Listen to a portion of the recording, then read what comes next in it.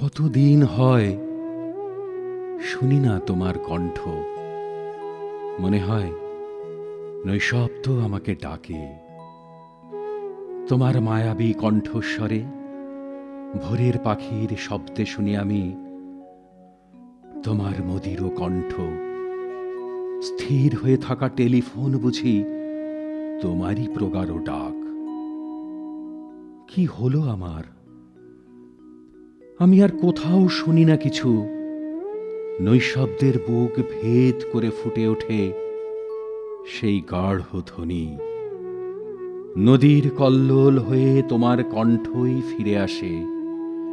ফিরে আসে প্রতিটি পাখির শিশে, পাতার মর্মরে, হরিণের ক্ষিপ্র পদচারণার ধ্বনি। সেও যেন তোমারই নিঃশ্বাস বয়ে আনে।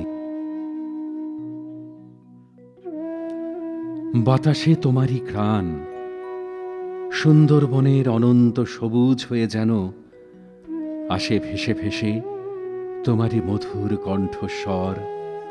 সাগর বেলা, আমার করার কিছু নেই, কোথাও শুনি না কিছু।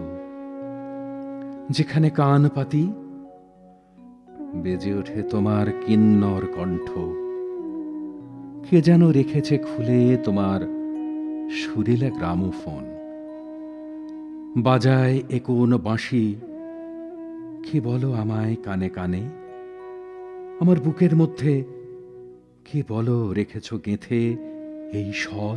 নিঃশব্দ প্রকৃতি জুড়ে অন্তহীন টেপ রেকর্ডার। কতদিন হয় শুনি না তোমার কণ্ঠস্বর। 1 কোটি বছর রয়েছ তুমি যেন শব্দহীন। তবু তোমারই কণ্ঠস্বর যেন এই বেজে যায় নদীর ধারায়, পাখির গানে, স্তব্ধ টেলিফোনে। যেন গহীন শব্দের মধ্যে আমি ডুবে যেতে থাকি। সেখানে কেবল তোমার কণ্ঠ ছাড়া শুনি না কিছুই। এই স্বপ্নলোকে প্রত্যহ তোমার কণ্ঠে সেই গান পৃথিবীর প্রথম নদীর মতো বুঝি বয়ে যায়।